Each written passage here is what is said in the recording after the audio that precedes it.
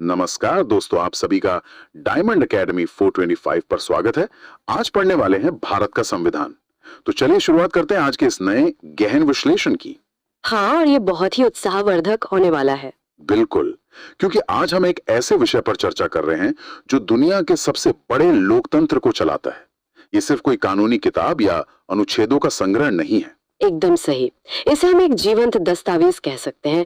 एक तरह से ये हमारे राष्ट्र की आत्मा है। और आज के इस विश्लेषण के लिए हमारे पास कुछ बेहद ज्ञानवर्धक नोट्स हैं। साथ ही कुछ शानदार 3D एनिमेटेड स्लाइड्स भी हैं, जो आज के हमारे विषय को और भी रोचक बनाएंगी। हाँ, वो स्लाइड्स बहुत ही बेहतरीन है, खासकर वो तिरंगा थीम वाली, केसरिया, सफेद और हरा। हाँ, और संसद भवन, संविधान की मूल पुस्तक और अशोक चक्र के जो विजुअल्स हैं, मतलब वो 3D टेक्स्ट और शैडो इफेक्ट्स के साथ, वो बहुत ही कमाल के हैं। सच में ये सब संविधान की बारीकियों को समझने में बहुत मदद करते हैं। तो हमारा आज का मिशन बहुत स्पष्ट है। हमें ये समझना है कि इतने बड़े और विविध देश को चलाने वाले नियम क्या हैं, ये ढांचा कैसे बना और ये हम सब के दैनिक जीवन को कैसे प्रभावित करता है। तो चलिए इसे समझते हैं। इस चर्चा की शुरुआत अगर हम इसके निर्माण प्रक्रिया से करें तो वो सबसे बेहतर होगा। बिल्कुल, और इसके आंकड़े सच में चौंकाने वाले हैं। हमारे नोट्स के अनुसार संविधान सभा को इसे तैयार करने में पूरे 2 वर्ष 11 माह और 18 दिन का समय लगा। हाँ, 2 वर्ष 11 माह और 18 दिन, मतलब लगभग 3 साल की असाधारण मेहनत। और इसमें डॉक्टर भीमराव अंबेडकर की जो महत्वपूर्ण भूमिका रही है उसे हम कभी नहीं भूल सकते। उन्होंने प्रारूप समिति के अध्यक्ष के रूप में बहुत बड़ा योगदान दिया। एकदम सही, वो अलग अलग विचारों को एक साथ लेकर आए। हाँ, और 26 नवंबर 1949 को इसे अंगीकृत किया गया, यानी अडॉप्ट किया गया, लेकिन इसे लागू किया गया 26 जनवरी 1950 को। और इसके पीछे का ऐतिहासिक कारण भी बहुत दिलचस्प है। लाहौर अधिवेशन का पूर्ण स्वराज वाला संकल्प। बिल्कुल, अगर हम इसे व्यापक संदर्भ में देखें तो ये सिर्फ एक तारीख नहीं थी, बल्कि एक नए युग का आरंभ था। एक नए युग का आरंभ? हाँ, क्योंकि इसी दिन भारत आधिकारिक रूप से एक गणतंत्र राष्ट्र और विश्व का सबसे बड़ा लोकतंत्र बना। और गणतंत्र बनने का मतलब है कि देश का सर्वोच्च पद अब जनता के चुने हुए प्रतिनिधि के पास होगा। सही कहा, कोई राजा या महारानी नहीं। अब अगर हम संविधान की प्रस्तावना यानी प्रियम्बल की बात करें तो इसके शुरुआती शब्द ही रोंगटे खड़े कर देते हैं। हम भारत के लोग। ये शब्द ही संविधान की आत्मा है। बिल्कुल, ये बताते हैं कि शक्ति सीधे जनता से आती है। और फिर इसमें वो भारी भरकम शब्द आते हैं, संप्रभु, समाजवादी, पंथ निरपेक्ष और लोकतांत्रिक गणराज्य। हाँ, तो क्या आप इन शब्दों को थोड़ा सरल भाषा में समझा सकती हैं? इनका असल में क्या कारण है? देखिए, संप्रभु का मतलब है कि भारत पूरी तरह से स्वतंत्र है। हम पर किसी बाहरी देश का कोई दबाव नहीं है। समाजवादी का मतलब है एक कल्याणकारी राज्य जहां समानता हो। और पंथ निरपेक्ष का अर्थ है कि देश का अपना कोई एक विशेष धर्म नहीं है, बल्कि वो सभी धर्मों का समान रूप से सम्मान करता है। और लोकतांत्रिक गणराज्य तो खैर हम समझ ही चुके हैं, जहाँ जनता का शासन हो। बिल्कुल, ये सभी शब्द मिलकर हमारे देश की दिशा तय करते हैं। यहाँ बात बहुत दिलचस्प हो जाती है। हमारे स्रोतों में एक तुलनात्मक स्लाइड है और उसमें साफ दिख रहा है कि हमारा संविधान विश्व का सबसे लंबा लिखित संविधान है। और ऐसा होना लाजमी भी था। हमारे देश की विविधता और विशालता को देखते हुए हर चीज को विस्तार से लिखना जरूरी था। इसमें एक और बड़ी कमाल की बात है, लचीलापन और कठोरता का मिश्रण। हाँ, मतलब इसे बदलना इतना आसान भी नहीं है कि कोई भी सरकार अपनी मर्जी से मूल ढांचा बदल दे, और इतना मुश्किल भी नहीं है कि समय के साथ इसमें जरूरी बदलाव न किए जा सके। एकदम सही संतुलन है। इसके साथ ही एकल नागरिकता और संसदीय शासन प्रणाली जैसी विशेषताएं इसे और भी मजबूत बनाती हैं। एकल नागरिकता मतलब हम सब सिर्फ भारतीय हैं, किसी राज्य विशेष के नागरिक नहीं। बिल्कुल।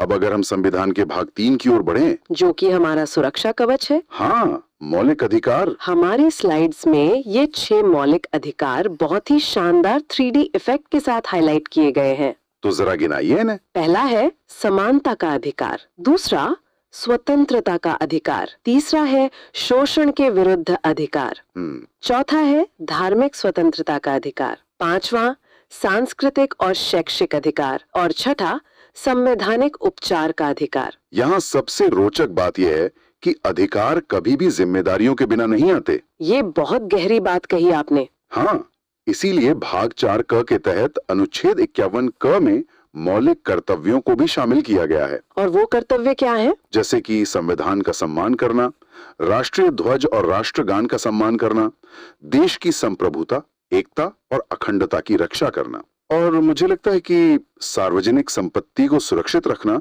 और पर्यावरण की रक्षा करना भी इसी में आता है। बिल्कुल, ये सब हमारे मौलिक कर्तव्य हैं। एक अच्छे नागरिक के रूप में हमें इनका पालन करना चाहिए। तो इस सब का असल में क्या मतलब है? मतलब अधिकार और कर्तव्य तो समझ आ गए, लेकिन सरकार के लिए क्या निर्देश हैं? उसके लिए संविधान में भाग 4 है, राज्य के नीति निदेशक तत्व। Directive principles. हाँ, ये सरकार के लिए एक रोड मैप या मार्गदर्शक सिद्धांत की तरह काम करते हैं। इनका मुख्य लक्ष्य क्या है? इनका मुख्य लक्ष्य है एक कल्याणकारी राज्य की स्थापना करना, सामाजिक और आर्थिक न्याय सुनिश्चित करना। हमारी स्लाइड्स में इसके कुछ बहुत अच्छे उदाहरण दिए गए हैं, जैसे कि ग्राम पंचायत का गठन, समान नागरिक संहिता यानी यूनिफॉर्म सिविल कोड। हाँ, और शिक्षा व स्वास्थ्य व्यवस्था को बेहतर बनाना। ये सभी नीतियां बनाते समय सरकार को दिशा दिखाते हैं। अब देश के शासन के ढांचे पर आते हैं। हमारी संसद की जो 3D इमेज है वो बहुत ही स्पष्ट रूप से दिखाती है कि इसके 3 मुख्य स्तंभ हैं। राष्ट्रपति, लोकसभा और राज्यसभा। बिल्कुल।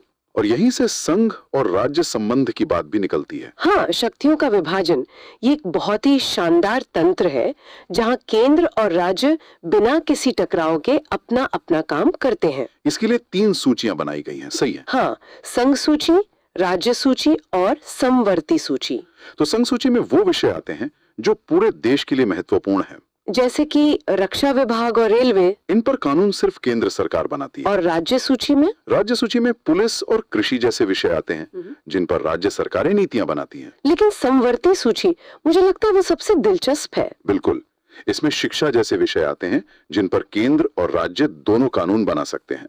ये व्यवस्था हमारे विशाल देश को एकजुट रखने में बहुत बड़ी भूमिका निभाती है। विधायिका और कार्यपालिका के इन अंगों पर चर्चा के बाद एक बहुत ही महत्वपूर्ण अंग की बात करना जरूरी है, न्यायपालिका। हाँ, एक स्वतंत्र न्यायपालिका। इसके बिना तो लोकतंत्र की कल्पना ही नहीं की जा सकती। बिल्कुल, और इसका ढांचा भी बहुत स्पष्ट है। शीर्ष पर उच्चतम न्यायालय है यानी सुप्रीम कोर्ट, और राज्यों में उच्च न्यायालय। हाँ, और सबसे बड़ी बात यह है कि उच्चतम न्यायालय को संविधान का संरक्षक माना गया है। Guardian of the constitution. सही कहा, यही वो संस्था है जो कानून का शासन यानी रूल ऑफ लॉ सुनिश्चित करती है, ताकि देश में लोकतंत्र मजबूत रहे और हम नागरिकों के अधिकारों की रक्षा हो सके। बिल्कुल, कोई भी सरकार संविधान के मूल ढांचे के खिलाफ जाकर मनमानी नहीं कर सकती। तो इस पूरी चर्चा का निष्कर्ष अगर हम निकालें तो ये साफ है कि भारत का संविधान केवल एक पुस्तक नहीं है। नहीं, ये एक जीता जागता दर्शन है। ये वास्तव में भारत की धड़कन है, देश की एकता और अखंडता का प्रतीक और हमारा गौरव। हमें इसका हमेशा सम्मान करना चाहिए। बिल्कुल, और इसका पालन करना चाहिए। आज के इस चर्चा को समाप्त करने से पहले मैं श्रोताओं के लिए एक सवाल छोड़ना चाहूंगी। जी बताइए।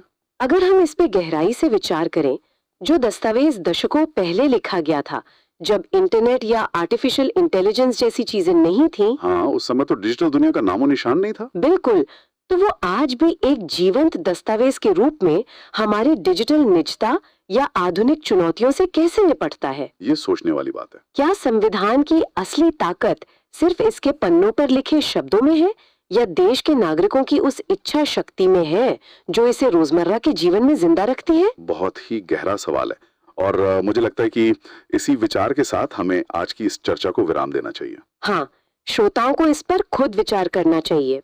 इस बेहतरीन और गहन विश्लेषण में शामिल होने के लिए आप सभी का बहुत बहुत धन्यवाद।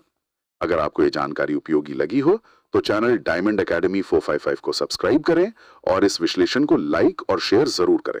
बिल्कुल, हम जल्द ही मिलेंगे एक और ऐसे ही दिलचस्प विषय के साथ। तब तक के लिए पढ़ते रहिए और जागरूक बने रहिए।